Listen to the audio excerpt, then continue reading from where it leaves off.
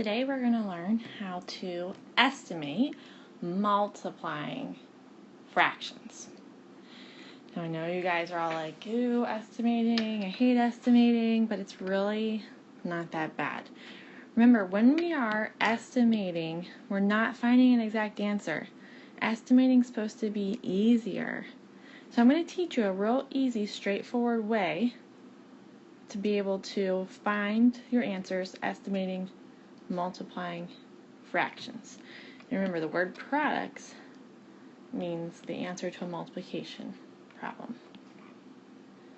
Alright, so the first thing we're going to look at, example number 1. And if you need to, you can pause the video, get out your notes, write down today's I can sentence. Everybody needs to be taking notes. And everybody's notes has to start with the I can sentence. Alright, example number 1. Let's say you are told to do 1/5 times the whole number 24. Okay? So what I'm going to tell you right now is our multiplying. Anytime you see a multiplying sign, there's a word that you should think of, and that word is of. Multiplying symbols can mean the word of. So we could say 1/5 times 24, or we can say 1/5 of 24. Now, when we're told to estimate, we're going to round our numbers. And when we have a fraction and a whole number, here's what we do. We take our whole number and we round it to a number that can be easily divided by the bottom of the fraction. So the bottom of our fraction is a 5. So we want to turn 24 into a number close to 24 that can be divided by 5. And hopefully you're thinking that that number is 25. So instead of doing 1/5 times 24, we're going to do 1/5 times 25. And like I said, the multiplying symbol can be thought of as the word of. So think 1/5 of 25. And 25 split into 5 pieces is 5. 1/5 of 25 is 5. Okay? And we can check it because we know that if we split 25 into 5 pieces, 5, 10, 15, 20, 25, one of those 5 pieces is the number 5. Okay, example number 2. Let's do another one. These only get better when you do more, when you do them more often. Let's do 1/3 times 16. 1/3 times 16. So we're dealing with a bottom number 3. So we want to make 16 a number we can easily split into threes or thirds. So let's go through our threes. We have 3 times 1, 3 times 2, 3 times 3, 3 times 4, 3 times 5, 3 times 6, 3 times 7. I can stop there, because 16 is fallen in between these two, 15 and 18. But which one is it closer to? Well, 16 is closer to 15. So we're going to turn it into 15. And 1/3 times 15, or 1/3 of 15, is, same answer, 5. Because if I were to split 15 into 3 parts, it would be 5, 10, 15. Let's see if we can do an example that doesn't have a 5 in it. Example number 3. Let's do 2/3 times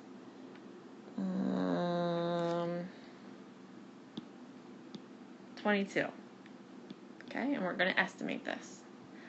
When we have a fraction and a whole number, we look at the bottom number of the fraction. It's a 3. So we want to change our big number, 22, into something that can be split into 3s. So if we think of our 3s, 3 times 1, times 2, times 3, 3 times 4, 3 times 5, 3 times 6, 3 times 7, 3 times 8, 3 times 9. Here's where 22 falls in between 21 and 24. So it's closer to 21. So we're going to make it a 21. So now we have 2/3 times 21. Remember, 2/3 of. The times can mean of 21. Well, if we split 21 into thirds, it would be 7, 7, and 7, right? 7 plus 7 plus 7 is 21. And we want 2 of those thirds. See this? We want 2 of those thirds. So 2 7s is 14. So the answer there is 14. Okay? You try this one. You can pause the video and try this one on your own.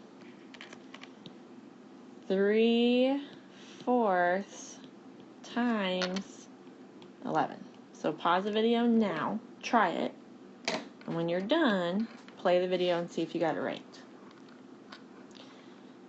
Alright, our bottom number is 4s. So we're going to turn 11 into something close that can be divided by 4. So if you think of your 4s, 4 times 1, 4 times 2, 4 times 3, 4 times 4, 4 times 5, 11 falls in between 8 and 12, but it's closer to 12, so I'm going to make it a 12. So we have 3/4 times 12. Remember, you can think 3/4 of 12. So if we split 12 into fourths, splitting 12 into fourths, alright, a fourth of 12 would be 3. So 3, 3, 3, 3. If I add all those 3's up, I get 12. And this says we want 3 of those fourths. So 1, 2, 3. If I put 3 of those together, I get the answer 9. Okay, there's one other way. Let's see, we're on example 5. There's one other way to estimate multiplying fractions. What if you have 2 fractions? See, back here we had a fraction and a whole number. What if you have 2 fractions? What if they want you to estimate, and they give you this problem, 1/4 times 5/6. If they ask you to estimate and they give you 2 fractions, this gets real easy. You only have 3 options. You're going to turn the fraction into a 0, a half, or a 1. So 5/6 will become a 0, a half, or a 1. That's it. If you have 2 fractions and you're estimating, multiplying, that's your only options. So whichever one's closest to. Now, 1/4, well, let's change that because that's a bad example. Let's make it 1/7. Sorry about that. 1/7 is closest to 0, so it's going to turn into a 0. And 5/6 is closest to 1, a whole. So we're going to take it a 1. And 0 times 1, we all know, is 0. That's it. That's all you do. 0, half, or whole. When you have 2 fractions, 0, half, or whole. Example number 6. Again, we're estimating, and let's say you have 5/8 times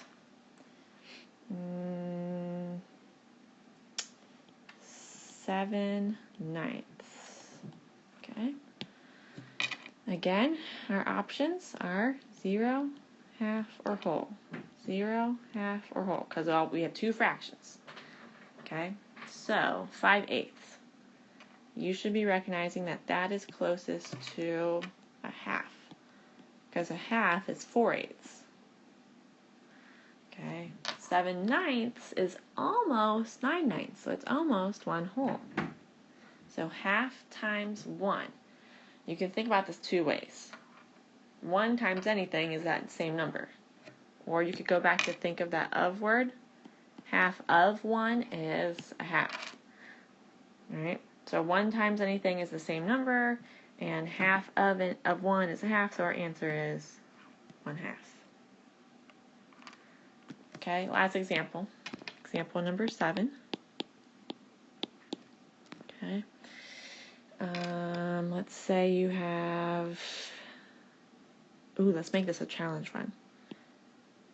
3 1/8 times 5/6.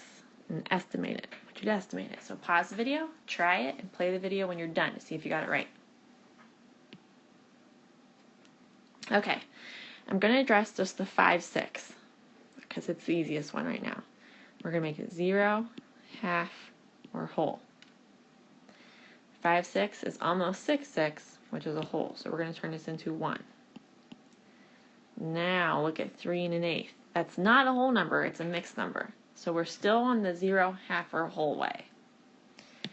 Look at the side fraction first, 1/8. Is that closer to 0, half, or whole? Well, it's closer to 0. So we're actually going to turn this into 0. So if I have 3 wholes and then 0, that means I just have 3 wholes. So I go down here in my problem, and 3 times 1 is 3. And you're done. Okay, so what you're going to do now is you're going to go to the quick check, and you're going to take the quick check, and when you're done with the quick check, just turn your iPad, or close your iPad so I know you're ready to move on.